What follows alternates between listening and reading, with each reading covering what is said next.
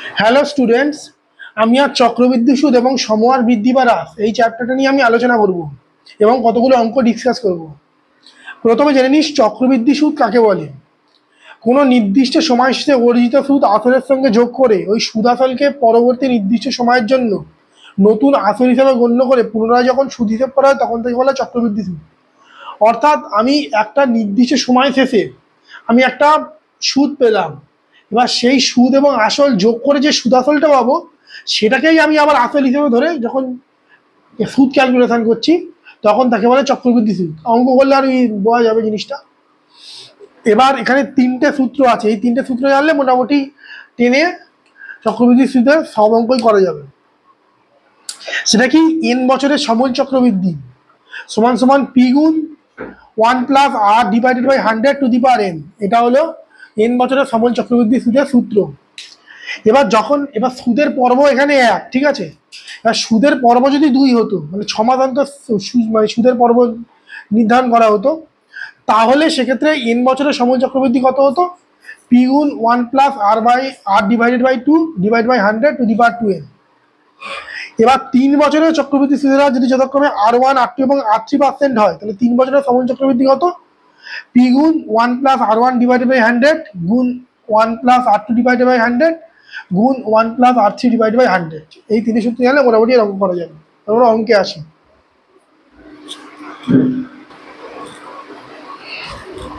First অঙ্ক, 5000 টাকা 2 বছরের চক্রবৃদ্ধি সুদ 408 টাকা হলে বার্ষিক সরল সুদের হার কত? আমরা সূত্রটা কি জানি, যে সমূল চক্রবৃদ্ধি সূত্র কি? সমূল চক্রবৃদ্ধি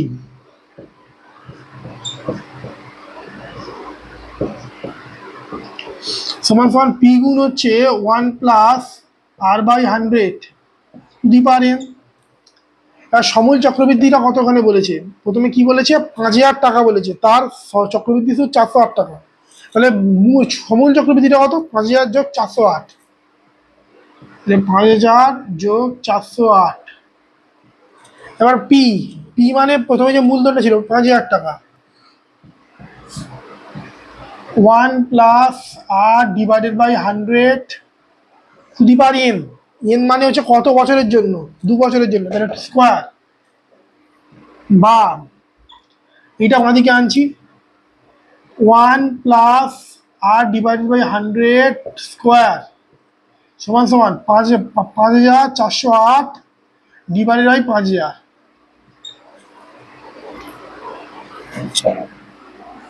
এবার এটাকে 8 দিয়ে কাটি, 6 48, তাহলে 60, 57, মানে 48, 6 48, এটা 8 মানে কি 6 48, 20, 8 দুগুণে 16, 40, 5 40, মানে 676 ডিভাইডেড বাই 625।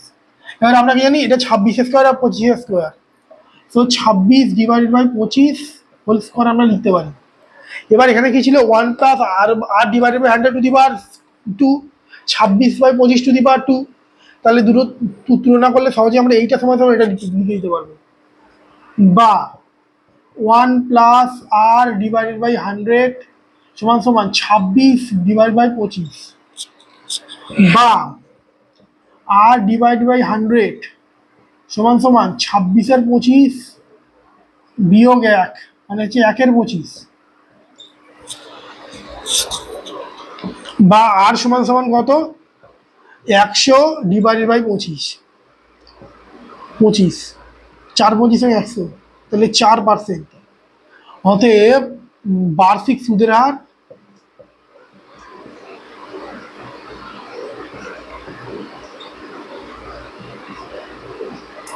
4%, এটাই অ্যান্সার।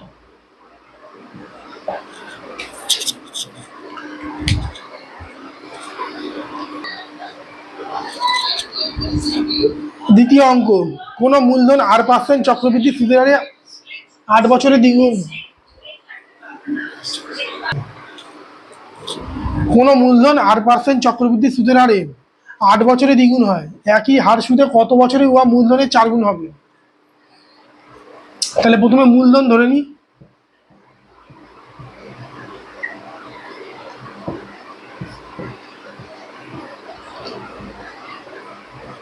মূলধন সমান সমান পি ধরে নিই।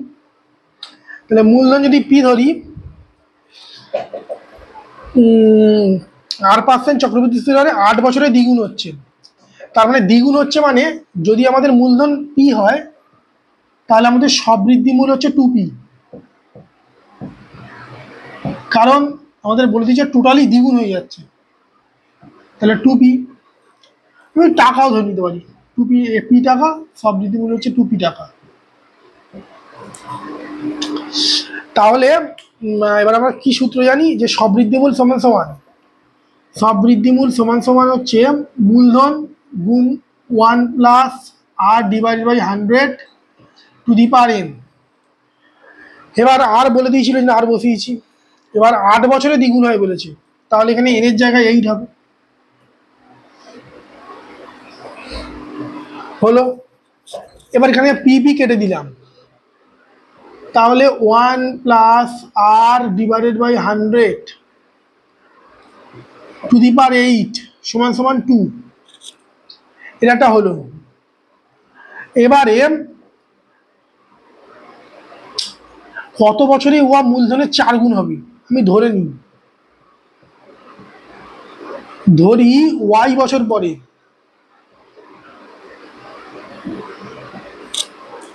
বা y বছরে, বছর পরে না, y বছরে সবৃদ্ধি মূল মূলধনের 4 গুণ হবে।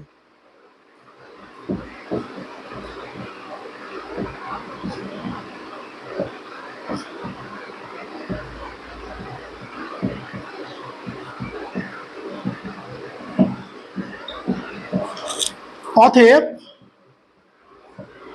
আমরা কি লিখতে পারি, সবৃদ্ধি মূল মূলধনের 4 গুণ। তাহলে মূলধন কত ছিল, মূলধন ছিল পি, তাহলে 4p সমান সমান পি গুণ 1 প্লাস, একই হার ছুতে বলেছে, তাহলে আর ডিভাইড বাই 100 টু দি পাওয়ার, কত বছরে বলেছে, আমি y বছরে ধরেছি, তাহলে টু দি পাওয়ার y। এবার পিপি কেটে গেল, বা 1 plus r divide by 100 to the power y সমান সমান 4 সমান সমান 2 স্কোয়ার। আর আমরা 2 মানে কি জানি, এই 1 plus r by 1 plus r divide by 100 to the power 8 তার স্কোয়ার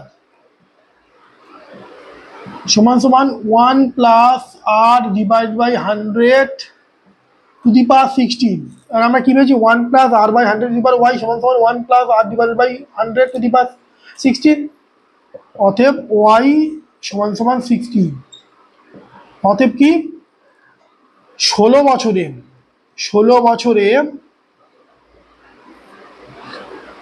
সবৃদ্ধি মূল মূলধনের 4 গুণ হবে।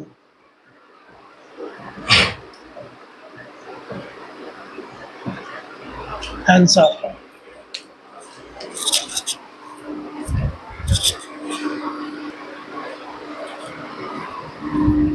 3 নম্বর অঙ্ক, একই হারে কোনো আসলে 2 বছরের সরল সুদ এবং 1 বছর পর্ববিশিষ্ট 2 বছরের চক্রবৃদ্ধি সুদ যথাক্রমে 800 টাকা এবং 820 টাকা, তাহলে আসল এবং সুদের হার কত নির্ণয় করুন। আমরা দেখি অঙ্কটা কিভাবে করি। অ্যান্সার।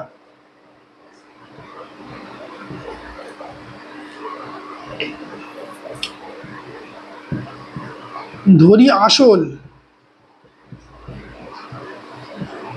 সমান সমান পি,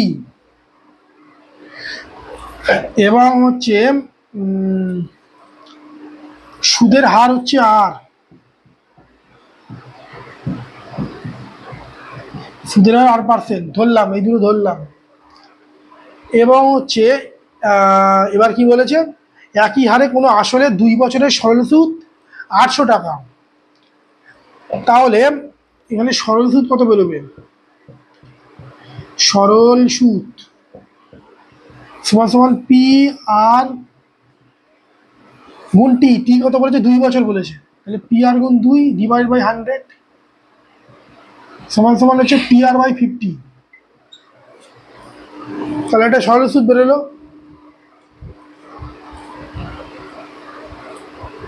পি আর বাই 50 হলো। এবার হচ্ছে, এবার কি বলেছে, 1 বছর পরবর্তী 2 বছরের চক্রবৃদ্ধি সুদ যথাক্রমে 820 টাকা চক্রবৃদ্ধি সুদ। তাহলে এক বছর পরবর্তী 2 বছরের চক্রবৃদ্ধি সুদ হচ্ছে 820 টাকা। তাহলে আমরা এখানে কি লিখতে পারি, চক্রবৃদ্ধি সুদ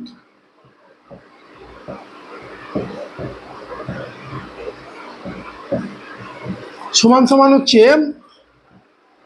পি গুণ হচ্ছে 1 প্লাস হচ্ছে r/100 two the power n। N নয়, এখানে 2 বলে দিয়েছে, তো 2 এটা।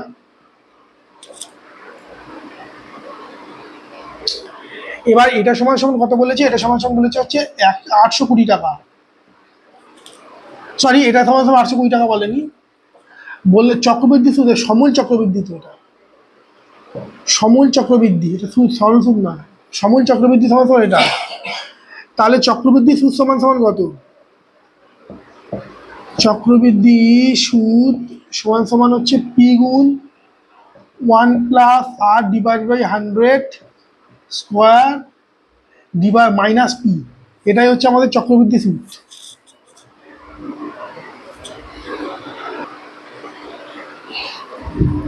সরি, এখানে পজ হয়ে গেছিল কারণ কালিটা অস্পষ্ট লাগছিল, সেই জন্য বললাম। তাহলে সমূল চক্রবৃদ্ধি এটা হলো, চক্রবৃদ্ধি সুদ সমান সমান এটা হলো, সমান সমান আমি কি লিখতে পারি, পি গুণ 1 প্লাস r/100 স্কোয়ার মাইনাস 1 সমান সমান পি গুণ 1 plus r/100 plus 1 plus r/100 minus 1। কেন লিখতে পারলাম, কারণ এ স্কোয়ার মানে বি স্কোয়ারের সূত্র, এটা 1কে 1 স্কোয়ার লেখা যেতে পারে।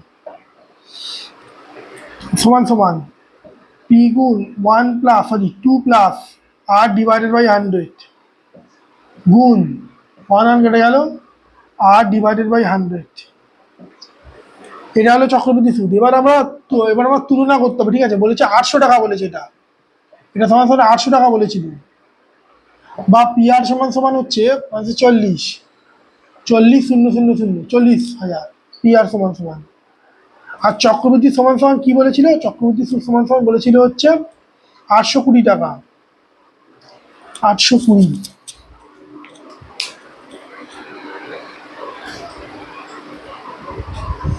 আমি এই দুটো ইকুয়েশন পেয়েছিলাম, পি আর সমান সমান 40,000 এবং পি গুণ 2 প্লাস r/100 গুণ r/100 সমান সমান 820, এই দুটো ইকুয়েশন আমি পেয়েছিলাম। এবার এখান থেকে ক্যালকুলেশনটা করছি, বা পি আর /100 গুণ 2 প্লাস r/100 সমান সমান 820। এবার পি আর এর মান আমরা জানি 40,000, তো 40,000 /100 গুণ 2 প্লাস r/100 ইকুয়াল টু 820। তাহলে 0 কেটে গেল, 0 কেটে গেল। এবার 400 গুণ হচ্ছে 100, 200 প্লাস আর সমান সমান হচ্ছে 820, 0 কেটে গেল।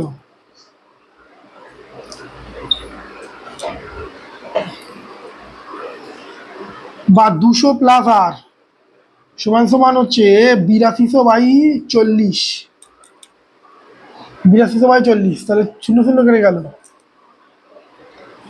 এবার 4 দুগুণে 8, 0, 4 5 20, 205। তাহলে আর সমান সমান কত, 205 বিয়োগ 200 সমান সমান 5। অতএব হচ্ছে সুদের হার কত বেরোলো, সুদের হার হচ্ছে 5%। এবারে আসল কত, আমরা কি জানি, পি আর সমান সমান 40,000, বা এখান দিয়ে হচ্ছে সুদের হার মানে আর বেরিয়ে গেছিল 5%, তাহলে পি সমান সমান কত, 40,000 ডিভাইড বাই আর, আর মানে 5, মানে 8,000। অতএব এখান দিয়ে বলতে পারি আসল সমান সমান হচ্ছে 8,000 টাকা। অ্যান্সার, এটা একটা অ্যান্সার, আর সুদের হার 5%, এটা একটা অ্যান্সার।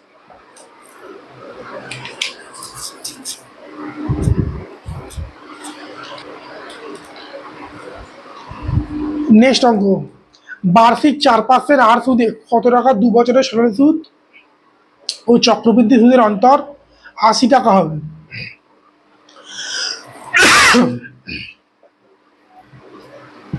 ধরি মূলধন সমান সমান পি টাকা, তাহলে তাহলে আমাদের হচ্ছে 2 বছরের সরল সুদটা আমরা বের করি। অতএব সরল সুদ পি আর টি বাই 100, তাহলে আর কত 4,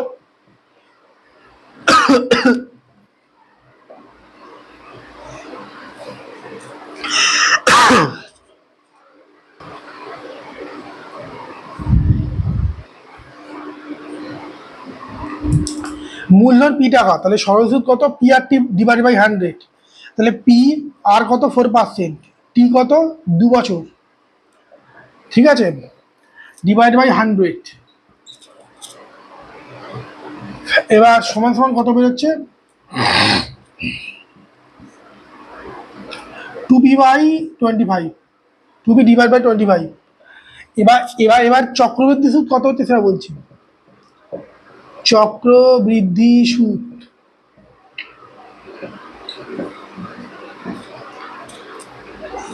পি গুণ 1 প্লাস আর কত 4% বলেছে, divide by 100 to the power n, মানে 2 বছর। এটা তো সময় চক্রবৃদ্ধি হলো মাইনাস পি, তাহলে চক্রবৃদ্ধি সুদ হলো, ঠিক আছে। এবার কি বলেছে, এদের অন্তর 80 টাকা, অতএব পি গুণ 1 plus 4 divide by 100 square minus P minus minus কত মাইনাস 2p ডিভাইড বাই 100 সমান সমান 80। বা আমি যদি পি এখানে কমন নিই, তাহলে 1 plus 4 divide by 100 square minus 1 মানে 1 স্কোয়ার লিখতে পারি, ইকুয়াল টু না মাইনাস 2p ডিভাইড বাই 25 সমান সমান 80। বা পি গুণ এ স্কোয়ার মাইনাস বি স্কোয়ারের সূত্র, এ প্লাস বি গুণ এ মাইনাস বি, মাইনাস 1 গুণ 1 plus 4 divide by 100 plus 1 minus 2p by 25 সমান সমান 80। বা 1 কেটে গেল, তাহলে 4p ডিভাইড বাই 100 গুণ 2 plus 4 by 100 minus 2p by 25 সমান সমান 80। এখানে 4 আর 100 টাকা দিতে পারি, 25 হচ্ছে, আর এখানে 4 আর 100 টাকা দিতে পারি, 25 হচ্ছে।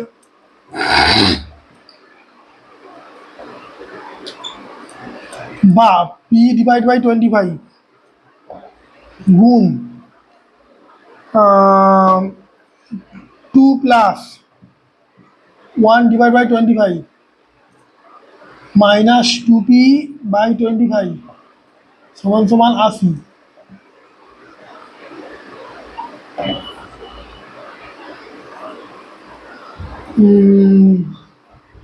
ওটা কমপ্লিকেটেড চলে এলো, দেখছি, ঠিক আছে করতে থাকি।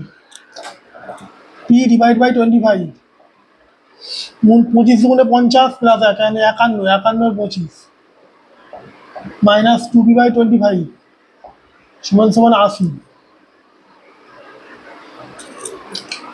বা এটা যদি 625 রসাও করি, তাহলে 51p মাইনাস 25 625, তাহলে 25 গুণে 50p সমান সমান 80।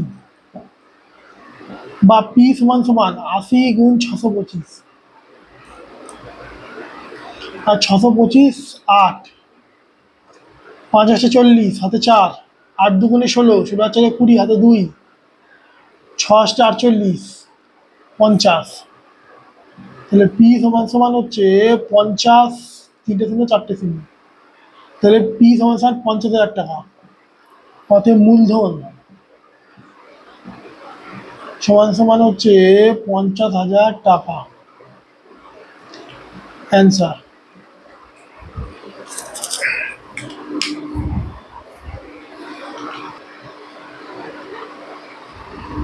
নেক্সট অঙ্ক, 8,000 টাকার বার্ষিক 10% হার সুদে, হার চক্রবৃদ্ধি সুদে 1.5 বছরে চক্রবৃদ্ধি সুদ এবং সবৃদ্ধিমূল কত হবে যদি সুদ 6 মাস অন্তর দেওয়া হয়?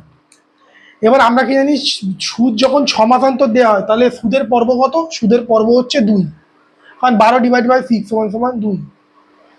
তাহলে এক্ষেত্রে হচ্ছে সুদের পর্ব সমান সমান 2। এবার হচ্ছে কিছু ধরতে হবে না, প্রথমে আমি সবৃদ্ধিমূল বের করছি। সবৃদ্ধিমূল সমান সমান পি গুণ 1 plus R divide by 100 to the power n হয়। এবার আমাদের 8,000 টাকা বলে দিয়েছে, তাহলে পি সমান সমান 8,000, 1 প্লাস হচ্ছে আর ডিভাইড বাই 100, আর কত 10% হার বলেছে, তাহলে 10 divided by 100 to the power n। এবার এখানে বলার যেহেতু পর্ব 2 সেহেতু এখানে 10 ডিভাইডেড বাই 2 হয়ে যাবে, আর এখানে হচ্ছে 2n হয়ে যাবে, তাহলে 1.5 বছর মানে 3 এর 2, তাহলে এইটাই হচ্ছে আমাদের সবৃদ্ধিমূল বেরোলো। সমান সমান কত হলো দেখি, 8,000 গুণ 1 প্লাস এই 0 0 কেটে গেল, তাহলে 1 এর 20, 2 2 কেটে গেল, তাহলে 3, তাহলে 8,000 গুণ 1 প্লাস 1/20 টু দি পাওয়ার 3, এটা হলো আমাদের সবৃদ্ধিমূল। এবার এটা সমান সমান কত দেখি, 8,000 গুণ এটা 21 এর 20, 21 এর 20 গুণ 21 এর 20 গুণ 21 এর 20, 0 0 0 কেটে গেল এর সঙ্গে। এবার 2 2 2 মানে 8, মানে পুরো কেটে গেল 1। এবার 21 21 21 গুণ করলে কত হয়, 21 21, তাহলে 21 42, 1 4 4 4 1, এই 4 4 1কে আবার 21 দিয়ে গুণ, তাহলে 4 4 1 আর 8 8 2, তাহলে 1629, মানে 9261। তাহলে সবৃদ্ধিমূল বেরিয়ে গেলে 9261, তাহলে সবৃদ্ধিমূল হচ্ছে 9261 টাকা। অ্যান্সার। এবার চাইছে চক্রবৃদ্ধি সুদ কত। চক্রবৃদ্ধি সুদ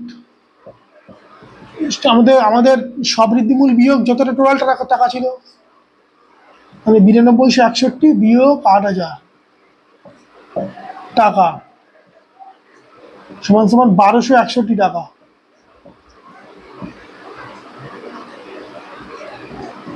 অ্যান্সার। এই ভিডিওতে আমি থিওরি এবং 5টা অঙ্ক নিয়ে ডিসকাস করলাম। যদি তোমাদের চ্যানেলটা ভালো লাগে তো চ্যানেলটা তোমরা সাবস্ক্রাইব করে দিও আর কমেন্ট করতে ভুলো না।